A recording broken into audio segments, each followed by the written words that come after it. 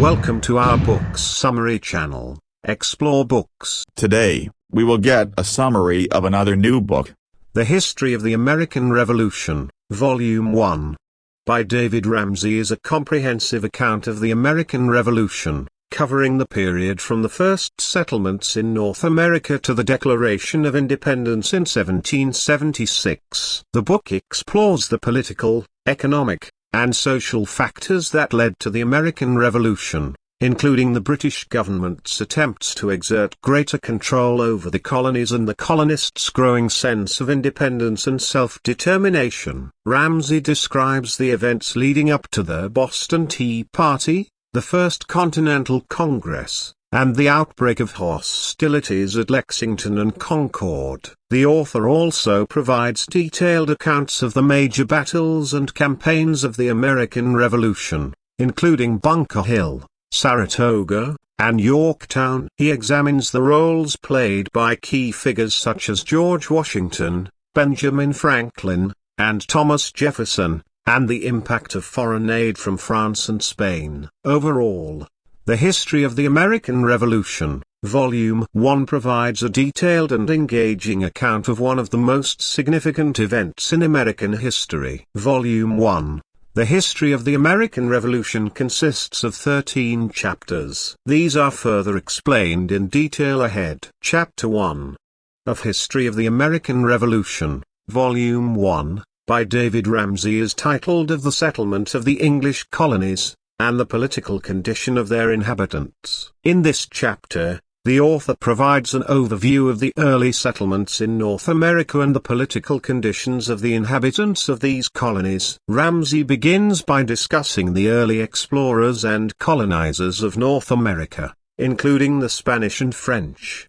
Before focusing on the English colonies, he explains that the English colonies were established for various reasons, including religious freedom and economic opportunities. He also notes that the colonies developed differently depending on their geographic location and the cultural backgrounds of their inhabitants. The author then moves on to discuss the political conditions of the inhabitants of these colonies. He notes that the English colonists brought with them a strong sense of individual rights and liberties, which were reinforced by the English common law. However, he also points out that the colonies were subject to the authority of the British Crown and Parliament. Ramsey further explains that the colonists gradually developed a sense of independence and self-determination, which led to conflicts with the British government. He highlights the significance of the colonial legislatures, which provided a forum for the colonists to voice their grievances and demand greater political rights. Overall, Chapter 1 sets the stage for the events that would ultimately lead to the American Revolution. It provides an understanding of the early settlement and development of the English colonies in North America, as well as the political conditions that existed at the time. Chapter 2. Of History of the American Revolution, Volume 1, by David Ramsey delves into the origins and progression of the disputes between Great Britain and its colonies in North America. Ramsey starts the chapter by explaining the economic and political circumstances that led to the colonies' growth in the 18th century, including the rise of trade, agriculture, and manufacturing. The chapter then moves on to the events that sparked the tensions between Great Britain and its colonies. Ramsey highlights the Sugar Act of 1764, which aimed to raise revenue from the colonies by imposing duties on sugar and other imported goods. The colonists saw the act as an infringement on their rights, and this led to a series of protests and petitions. Ramsey goes on to describe the Stamp Act of 1765, which required colonists to purchase and use special stamped paper for legal documents, newspapers, and other printed materials. This act was met with widespread resistance, including riots and boycotts of British goods. The colonists believed that the act violated their rights as British citizens, as they had no representation in the British Parliament. The chapter then details the events that followed, including the repeal of the Stamp Act and the passage of the Townshend Acts of 1767, which imposed duties on glass, lead, paint, and tea. Ramsay explains how these acts further fueled the tensions between the colonies and Great Britain, leading to more protests and boycotts. The chapter concludes by discussing the Boston Tea Party of 1773, in which a group of colonists disguised as Native Americans dumped tea from British ships into the Boston harbor. Ramsay explains how this event marked a turning point in the relationship between the colonies and Great Britain and set the stage for the American Revolution. Overall, Chapter 2 provides a comprehensive overview of the events that led to the tensions between Great Britain and its colonies in North America. Ramsay's clear and concise writing style makes the complex political and economic issues easy to understand, and his attention to detail helps to bring the events to life. Chapter 3 of History of the American Revolution, Volume 1, by David Ramsay covers the events leading up to the Boston Tea Party and the subsequent reactions of the British government. The chapter begins by discussing the political situation in Great Britain at the time, with the King's government trying to maintain control over the colonies while also dealing with domestic issues. The East India Company was struggling financially, and in an effort to bail it out, the British government passed the Tea Act of 1773, which allowed the company to sell tea directly to the colonists. The colonists were outraged by the Tea Act, seeing it as a blatant attempt by the British government to exert its authority and control over them. They organized boycotts and protests against the importation of tea, and in several instances, tea shipments were either turned away or destroyed. In Boston,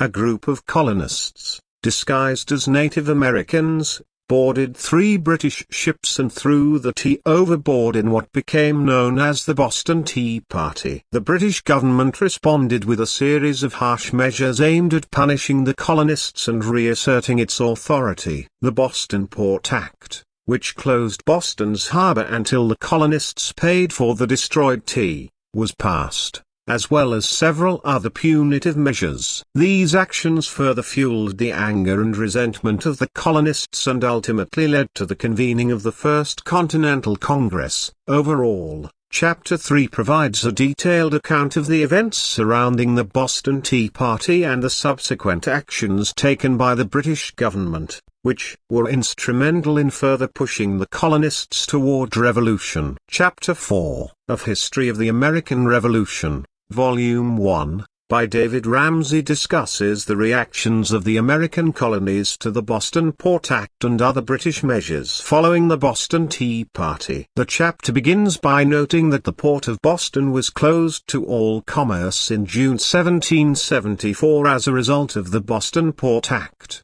which was intended to punish the city for its role in the Tea Party. Ramsay then describes how the other colonies responded to this news, with many of them expressing their support for Boston and condemning the British actions. Ramsay also describes how the Continental Congress was formed in response to these events, with representatives from all of the colonies meeting in Philadelphia to discuss their grievances and coordinate their actions. The Congress adopted a series of resolutions condemning British actions and calling for a boycott of British goods. The chapter goes on to describe how the British responded to these actions, with General Thomas Gage being appointed as governor of Massachusetts and given the task of enforcing the Port Act and other British measures. Ramsay notes that Gage attempted to conciliate the colonists by offering pardons to those who would lay down their arms, but this offer was largely ignored. Finally, Ramsay describes the response of the colonies to the British military build-up in Massachusetts, with militias being formed and preparations being made for a potential armed conflict. The chapter ends with a sense of tension and uncertainty, as both sides seem to be preparing for a potential war. Chapter 5 of History of the American Revolution, Volume 1, by David Ramsay, titled Transactions in Great Britain, in consequence of the proceedings of Congress, in 1774, discusses the reactions and responses of the British government to the actions of the American colonists. The chapter begins with an overview of the opinions of different British political figures regarding the American situation. Some believed that force should be used to suppress the rebellious colonists, while others advocated for negotiation and compromise. The author notes that King George III was initially inclined to take a hardline approach but was eventually persuaded to seek a peaceful resolution. The chapter then delves into the actions of the First Continental Congress, held in Philadelphia in September 1774, and how its proceedings were received in Great Britain. The Congress had issued a Declaration of Rights, which called for the repeal of various oppressive acts passed by the British Parliament, such as the Intolerable Acts. The author notes that the declaration was well received by many in Great Britain who sympathised with the colonists' grievances. However, the British government saw the Congress's actions as a challenge to its authority and responded with the Proclamation for Suppressing Rebellion and Sedition, which declared that the colonies were in a state of rebellion and authorized the use of military force to restore order. The author goes on to describe the debates that took place in the British Parliament over how to respond to the American situation. Some members called for conciliation and negotiation, while others argued for the use of force to assert British authority. The author notes that these debates were often heated and passionate,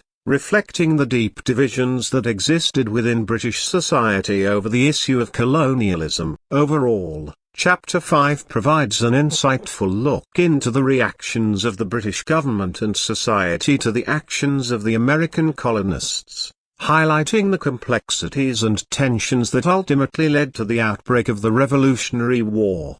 The first appendix of History of the American Revolution, Volume 1, by David Ramsay, titled Some Special Transactions of Dr. Franklin in London, in behalf of America, focuses on the role of Benjamin Franklin in advocating for American interests in London. The appendix begins by describing how Franklin, who had been appointed as a colonial agent for Pennsylvania, quickly became a central figure in the struggle between the colonies and the British government. Franklin's work in London involved not only lobbying on behalf of Pennsylvania but also serving as a liaison between the colonies and sympathetic members of the British government. The appendix then goes on to describe several specific instances in which Franklin played an important role. One of these was his testimony before the House of Commons in 1766. Where he argued against the Stamp Act and defended the rights of the colonies. Another was his work in securing the repeal of the Townshend Acts in 1770. The appendix also describes how Franklin worked to expose the Hutchinson Letters, which had revealed the British government's secret plans to undermine colonial self-government. Throughout the appendix, Ramsay portrays Franklin as a tireless advocate for American interests, using his diplomatic skills and knowledge of British politics to advance the cause of colonial rights. Overall, the appendix provides a valuable glimpse into the behind-the-scenes work that helped to lay the groundwork for the American Revolution. Chapter 6 of History of the American Revolution, Volume 1, by David Ramsay is titled Consequences in America, resulting from the preceding transactions of Parliament and of the commencement of hostilities. This chapter covers the period from 1774 to 1775 and focuses on the tensions and conflicts between Great Britain and the American colonies. The chapter begins by describing the reactions of the American colonists to the coercive acts passed by Parliament in response to the Boston Tea Party. The colonists were outraged by these acts and saw them as an attack on their liberties and rights as Englishmen. The chapter then goes on to discuss the convening of the First Continental Congress in Philadelphia in September 1774. The Congress was attended by representatives from all the colonies except for Georgia, and it passed a number of resolutions protesting against British actions and asserting the rights of the colonies. The chapter then turns to the events of April 19, 1775, when British troops marched on Concord, Massachusetts, to seize a stockpile of weapons and ammunition. This marked the beginning of open hostilities between Great Britain and the colonies. Ramsay describes the initial clashes between British and colonial forces and the reactions of both sides to the outbreak of war. He also discusses the role of important figures such as George Washington, who was appointed Commander-in-Chief of the Continental Army in June 1775. Ramsay goes on to describe the reactions of the colonists to the outbreak of war, including the formation of local militias and the development of a sense of national identity. He also discusses the difficulties faced by the Continental Army, including shortages of supplies and the need to train and equip inexperienced soldiers. The chapter ends with an overview of the military situation in the summer of 1775, with British troops occupying Boston and the Continental Army besieging the city. Ramsay notes that while many Americans still hoped for a peaceful resolution to the conflict, the events of the previous year had made it clear that war was now inevitable. Chapter 7 of History of the American Revolution, Volume 1, by David Ramsay discusses the events that took place after the First Continental Congress. The chapter starts by stating that the Second Continental Congress convened in May 1775 in Philadelphia, with delegates from all 13 colonies present. Congress immediately began to take measures to defend the colonies against British aggression. One of the first measures was to organize a Continental Army with George Washington as its commander-in-chief. Congress also issued paper money to pay for the war effort. The Congress also made several public addresses and petitions to the King and British Parliament, expressing their desire for reconciliation and a peaceful resolution to the conflict. However, these attempts were largely ignored by the British authorities. Meanwhile, in Massachusetts, the conflict between British troops and colonial militias had escalated into open warfare. The British had occupied Boston, and the colonists had taken up arms to resist them. The chapter describes the Battle of Bunker Hill, which took place in June 1775 and was a significant victory for the colonists despite their eventual defeat. The chapter also discusses the Olive Branch Petition, which was sent by the Continental Congress to the King in July 1775, expressing their continued loyalty to the Crown and their desire for a peaceful resolution to the conflict. However, the King rejected the petition and declared the colonies to be in a state of rebellion. Overall, Chapter 7 provides a detailed account of the actions taken by the Continental Congress in response to British aggression, as well as the escalating conflict in Massachusetts that eventually led to the formal Declaration of Independence.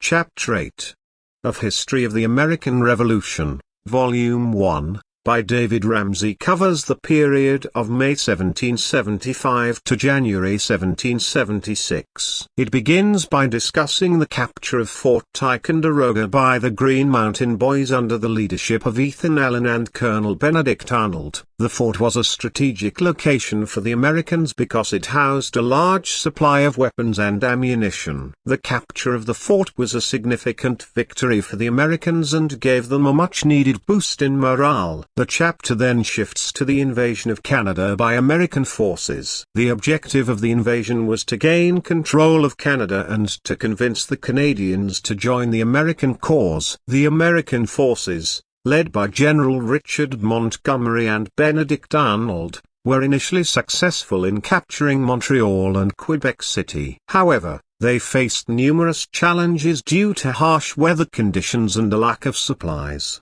which led to the defeat of Montgomery and the injury of Arnold. The chapter also covers the formation of the Continental Army by the Second Continental Congress, which appointed George Washington as the commander-in-chief. Washington was tasked with the responsibility of organizing and training the army to prepare for future battles against the British. The chapter ends with the Americans declaring their independence from Great Britain, which is discussed further in the next chapter. Chapter 9, of History of the American Revolution, Volume 1, by David Ramsay describes the state of public affairs in the colonies, with a particular focus on Virginia, the Carolinas, and Georgia. The chapter begins with an account of the Virginia Convention, which assembled in August 1774 and appointed delegates to the Continental Congress. The author then discusses the proceedings of the North Carolina Provincial Congress, which was held in August 1774 and passed a series of resolutions in support of the Continental Congress. Ramsay also describes the political situation in South Carolina, where a Loyalist minority clashed with the Patriot majority. He notes that the Provincial Congress of South Carolina passed several resolutions in support of the Continental Congress, but also authorized the formation of Loyalist militias to keep the peace. The author then turns to Georgia, where a Loyalist governor attempted to maintain control in the face of increasing Patriot sentiment. Ramsay notes that Georgia did not send delegates to the First Continental Congress, but that a provincial congress was held in January 1775 to discuss the ongoing crisis. Throughout the chapter, Ramsay emphasizes the growing unity among the colonies and their willingness to resist British authority. He notes that the Continental Congress had appointed George Washington as Commander-in-Chief of the Continental Army and that preparations for war were well underway. The author also highlights the importance of public opinion and the role of the press in shaping the debate over independence. Chapter 10, of History of the American Revolution, Volume 1, by David Ramsay, titled Transactions in Massachusetts, and Evacuation of Boston, focuses on the events that led to the British evacuation of Boston in March 1776. The chapter begins with the Continental Army taking control of the heights surrounding Boston in the winter of 1775, which forced the British to evacuate to Halifax, Nova Scotia. The author then describes the political situation in Massachusetts during this period, including the formation of the state's new constitution and the role of Governor Thomas Hutchinson. The chapter also includes a discussion of the military strategies employed by both the British and the Americans during the siege of Boston, including the use of naval forces. Ramsay goes on to describe the political and social consequences of the British evacuation of Boston. He discusses the formation of new governments in Massachusetts and other colonies, as well as the impact of these events on public opinion in America and Britain. Finally, the chapter concludes with a discussion of the wider implications of the British evacuation of Boston for the American Revolution. Ramsay notes that this event was a significant turning point in the conflict, as it demonstrated that the Americans were capable of defeating the British on the battlefield and forced the British to rethink their strategies for the rest of the war. Chapter 11, of History of the American Revolution, Volume 1, by David Ramsay, titled Transactions in Canada, describes the American invasion of Canada during the early stages of the American Revolution. The chapter begins with the appointment of General Philip Schuyler to lead the American forces in Canada. Schuyler was initially successful, capturing Fort Ticonderoga and Crown Point without firing a shot. However, he was later replaced by General Richard Montgomery, who was given command of the army in Canada. Montgomery, along with Colonel Benedict Arnold, led an attack on Quebec in December 1775. Despite initial success, the American forces were ultimately defeated, with Montgomery being killed in the battle. Arnold took command and continued the siege of Quebec, but was eventually forced to retreat due to a lack of supplies and reinforcements.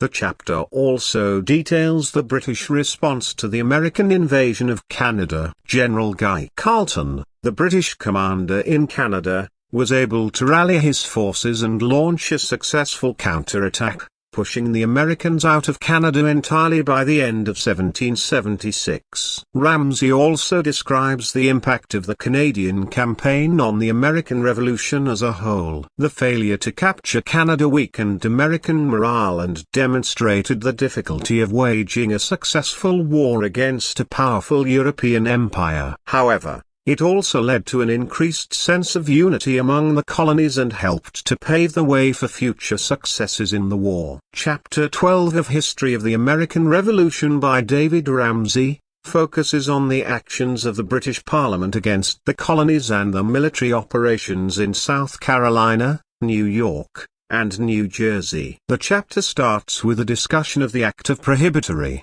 which was passed by the British Parliament in December 1775. This act declared that the colonies were in a state of rebellion and prohibited all trade and commerce with them. Ramsay describes how this act further escalated the conflict between the British and the colonists. Ramsay then moves on to describe the military operations in South Carolina, New York, and New Jersey. He provides a detailed account of the Battle of Sullivan's Island in South Carolina, which took place on June 28, 1776. This battle saw the British attempting to take control of Charleston Harbor, but they were repulsed by the colonists.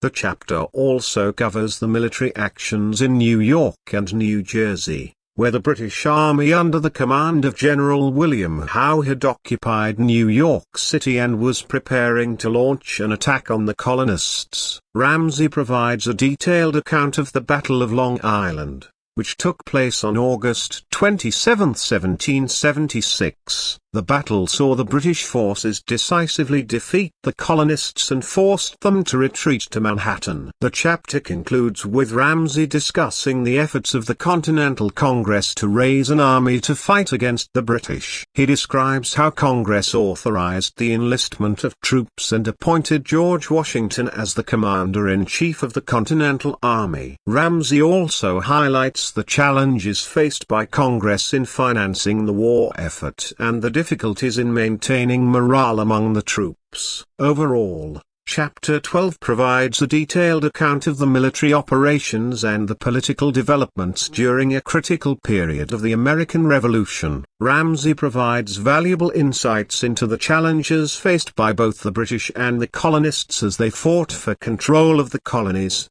Chapter 13 of History of the American Revolution, Volume 1, by David Ramsay is titled Of Independence, State Constitutions, and the Confederation. In this chapter, Ramsay explains the events that led to the Declaration of Independence and the formation of state constitutions. Ramsay begins the chapter by discussing the growing sentiment for independence among the colonists, particularly after the battles of Lexington and Concord. He notes that the Second Continental Congress began to consider independence as early as May 1775, but that it was not until July 1776 that they formally declared independence from Great Britain. Ramsay then turns his attention to the drafting of state constitutions. He explains that each state had to draft its own constitution after declaring independence and that these constitutions varied widely in their provisions. Ramsay notes that many of these constitutions included protections for individual rights,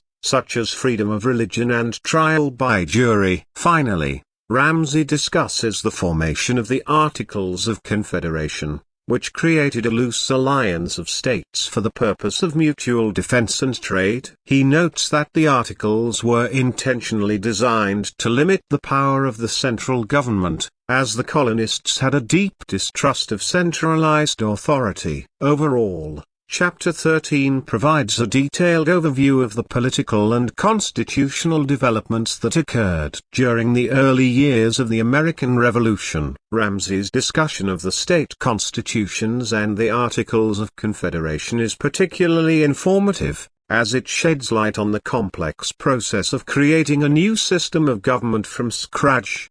Thank you for visiting our channel, Explore Books. We hope you found the summary informative and helpful. Please subscribe to our channel and hit the bell icon for more updates. Happy reading!